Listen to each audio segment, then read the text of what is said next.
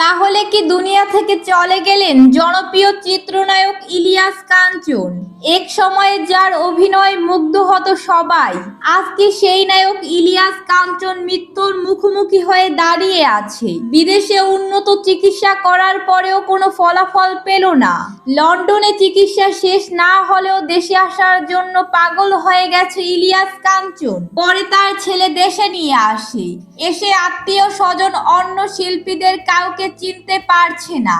বিদেশে থেকে ইলিয়াস কাঞ্চন শুধু বলেছে, আমাকে দেশে নিয়ে যাও, আমি আমার দেশের মাটিতেই শেষ নিঃশ্বাস ত্যাগ করতে চাই। ইলিয়াস কাঞ্চনের স্ত্রী দুর্ঘটনায় মারা যাওয়ার পরে নিরাপদ সড়কের জন্য অনেক আন্দোলন করেছে তিনি। ইলিয়াস কাঞ্চন চেয়েছে সড়ক দুর্ঘটনায় যেন আর কারো প্রাণহানি না হয়। ঠিক মতো কথা বলতে পারছেন না তিনি, তবুও সবার কাছে দোয়া চেয়েছেন ইলিয়াস কাঞ্চন। আবারও লন্ডন যেতে হবে, কারণ তার চিকিৎসার কাজ এখনো শেষ হয়নি। তার মাথায় ব্রেন টিউমারের অপারেশন করবে 15ই আগস্ট। তার ভক্তরা এখনো আশাবাদী সে আবার সুস্থ হয়ে দেশে আসবে। আবার হয়তো রূপালী পর্দায় অভিনয় দেখা যেতে পারে, বা দেশের জন্য বিভিন্ন উন্নয়নমূলক কাজের জন্য আন্দোলন করে যাবে।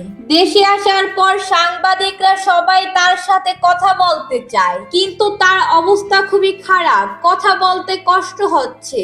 তাই তার পরিবার চায় না এই অবস্থায় মিডিয়ার সামনে এসে বেশি কথা বলুক, এতে ইলিয়াস কাঞ্চনের আরো ক্ষতি হতে পারে। সবকিছু ঠিক থাকলে এই মাসে আবারও লন্ডনে চিকিৎসার জন্য যাবেন ইলিয়াস কাঞ্চন। সে এখন ভক্তদের কাছে শুধুমাত্র দোয়া চায়, যাতে আবারও সবার মাঝে ফিরতে পারে। সবাই তার জন্য দোয়া করবেন, সে যাতে দ্রুত সুস্থ হয়ে যায়।